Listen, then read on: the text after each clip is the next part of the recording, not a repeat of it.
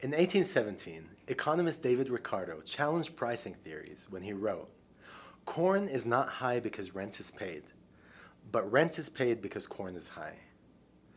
A couple of hundred years later, this is a little hard to wrap our heads around. So let me elaborate. Ricardo simply meant that it is the market that dictates the price, not the cost of the goods and supplies that go into making it. In other words, farmers wouldn't charge more for corn because of the amount of money the landowners charge the farmers for rent. But it is the market that dictates the price of the corn, and as the price increases, the market value of that corn will raise the market price for the rent, and the landowners will ultimately capture the residual. The same concept applies today. Let me give an example. If one of us was to create a new laptop to compete with an Apple MacBook Pro, for example, and it cost us $10,000 to make that laptop, do you think that we'd be able to sell it for $13,000, $12,000, or even $11,000? Of course not, because the market value is somewhere around $3,000, as established by Apple. This may sound like an extreme example, but the car company, Bugatti, reported a loss of around $6 million on each Veyron it sold. They calculated this based on the number of cars sold, the price, the cost of manufacturing, the cost of R&D, which was significantly high when trying to set a new bar for hypercars. So why did they do that? Because the market simply wouldn't have responded to a $7 or $8 million price tag. That said, these losses paid dividends in the long term after introducing the next models at a higher price using some of the same technology used in the Veyron. These concepts may go against cost plus, also known as cost-based pricing models. So why do so many people find cost-based models attractive? In my opinion, it's a combination of many reasons. First, some smaller organizations simply lack confidence in their products or services, and they work hard to understand the cost in order to price their product as inexpensively as possible. Another reason is that CFOs and other financial experts appreciate the straightforward path to calculating an effective price point, which is much simpler in a cost-based model. And finally, and I see this mostly in smaller organizations and smaller companies, the price sensitivity of the individuals making the decisions is projected onto the customers. So satisfying the customers is now tied in their minds to lower costs. And the relentless desire to succeed leads to lowering prices to avoid any obstacles that may come in the way of success. Now, I may have overgeneralized a little bit. Cost is very important to consider. And I'm certain that in some cases I'd approve of a cost-plus model. But generally, specifically when thinking globally, there are many more considerations that need to be studied and researched prior to putting up your price tag. Today, I'll talk about some of the main elements that need to be researched and understood before pricing your products, including competition, longevity, maximizing profit, brand image, and cultural consideration. Let's start with competition. Comparing a brand to the competition is one of the best ways to gain brand insights and to signal to your customers your place in that market. We don't expect Lamborghini to be inexpensive, and we most likely won't pay as much for a Toyota as we would for a Mercedes. That doesn't necessarily mean that Lamborghini is more successful than Toyota. All it says is that they have a competitive advantage that tempts the customers to pay more. A product's strengths and benefits may be good reasons to increase the price, but only if your competitors don't offer the same benefits. In other words, there is a big difference between strength and competitive advantage. Strengths are great to identify, but the market won't necessarily perceive them as strengths unless they are unique to your product. For example, a 10-year-old computer is still a very impressive machine. If I could build one, I would probably be very proud of myself. That said, customers may not share that sentiment with me. If I try to convince them to buy that computer, they simply will say there are other more powerful ones on the market. In Jordan, we have a saying that loosely translates to, "The mother of a donkey sees her son as a deer." That saying comes to mind almost every time I'm in front of a client describing to me why their company is so good. Business owners are typically proud of their products, and their opinion is generally biased. Ultimately, when assessing competitors, I would utilize customer reviews, survey data, any information that could help me identify what benefits are most appealing to the customer. Then I would make a list of all the alternatives your customers have access to.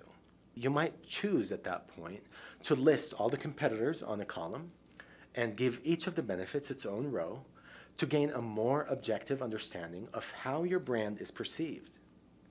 Competition is certainly one of the most significant items to analyze before pricing your products. But as I mentioned earlier, the findings need to be combined with other research to get the full picture. Next, I'll talk about longevity. The two questions I like to ask when assessing longevity are, will your profit margins still sustain your business as you continue to grow? And how will customers feel if you raise your price in the future? The answer to the first question will require a little bit of research, good business foresight, and some optimism. As you grow, you may recognize the significance of legal counsel. More stakeholders are impacted by your business, and you will need to have them in mind when making decisions. You might get sued. You may need to professionally train your employees. You'll also need to factor in lower efficiency. Some may dispute this statement because of economies of scale. In other words, the marginal cost or cost of producing extra units will help dilute the overhead costs and then maximize profits. While that is true, it is only true up to a certain extent. The prices do indeed go down initially, but at a certain point, expenses and the inefficiencies go up. Too many chefs in the kitchen comes to mind. Think of how much it costs a government agency to get things done versus a smaller and more agile business. In many cases, the government's costs in writing a line of code are 10 to 20 times more than that of a small business. Now to the second question. How will customers feel if you were to change your price? Groupon is a good example. For those of you who aren't familiar, Groupon shares promotions and deep discounts with those who subscribe to it. Their value proposition is simple. If you don't have people coming through the door, give Groupon a chance to promote you, and they will only get paid if customers purchase from you. So, would you rather sell at a 40% discount or not sell anything at all? Although it sounds like a no-brainer, it has a severe side effect. Customers who purchase at a deep discount are not likely to come back and purchase at a full price. Professor Dan Ariely, author of Predictably Irrational, calls this an anchor. The first price presented to the customer is likely to stick with them. So if you eat at a restaurant at a 50% discount, that price is anchored in your mind, and you will assess your entire experience based on that price. In other words, as a customer, if you felt satisfied, you were satisfied at that discounted price point. And chances are you will not come back to pay the full price because of your anchored perception. I think Elon Musk learned from Hyundai's mistake when introducing Tesla. Hyundai introduced their cars at a low price, and they were known as an inexpensive car. Now that Hyundai is doing its best to compete with Toyota, the customer's perception is still not there. Hyundai is throwing in lots of bells and whistles in their standard lineup. They're offering unbelievable warranties.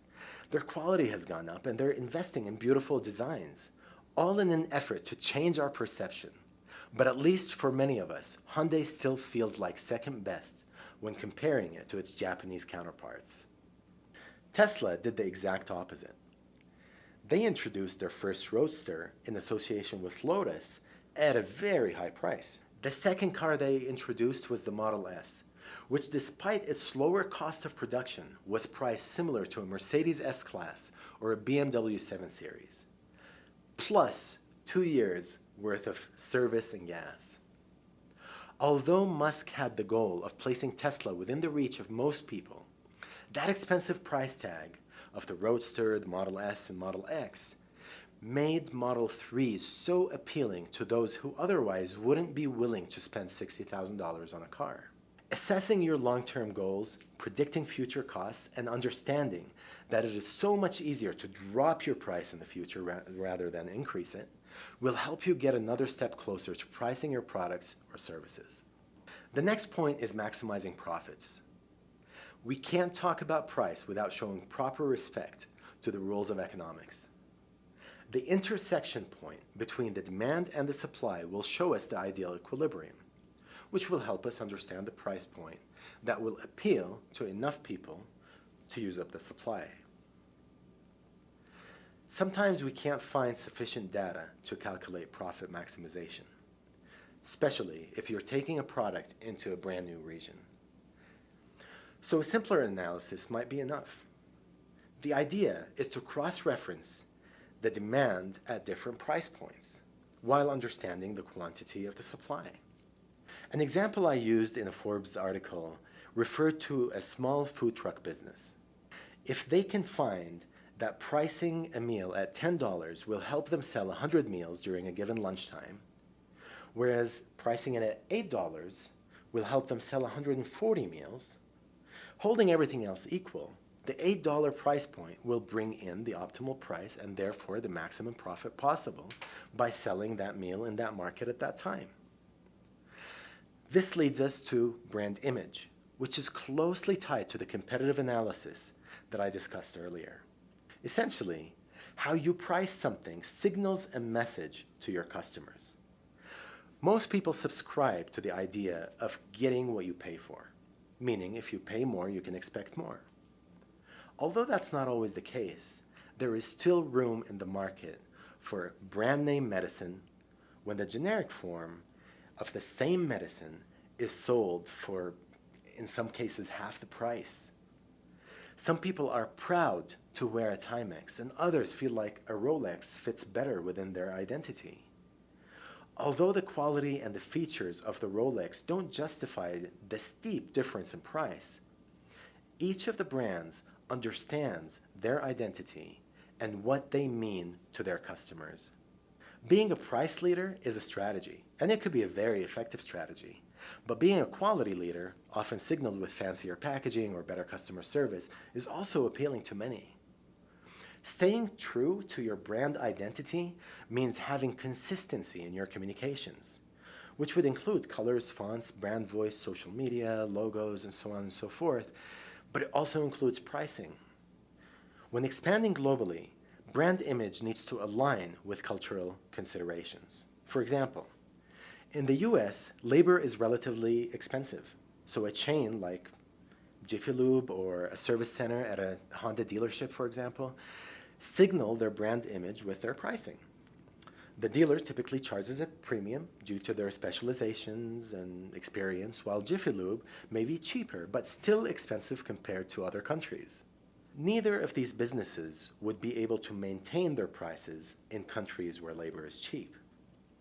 In Egypt, for example, or Mexico, labor is significantly cheaper than it is in the US, and the cultures simply won't accept paying mechanics more than they would for professions that require a master's degree, for example.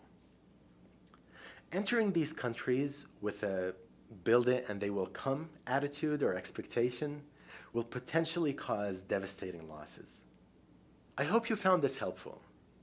I am not suggesting an exact formula or an algorithm that will suggest a price based on the research gathered.